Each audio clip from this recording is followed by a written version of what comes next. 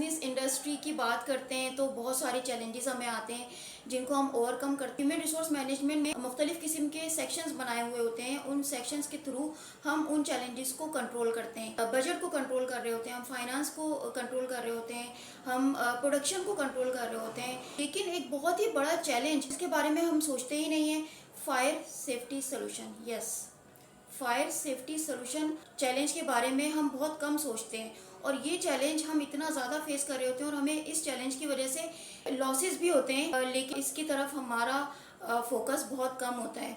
हम प्रोवाइड करते हैं फायर सेफ्टी सोल्यूशन। जाना चाहते हैं या फायर इंस्टॉल करवाना चाहते हैं अपनी बिजनेस इंडस्ट्री में,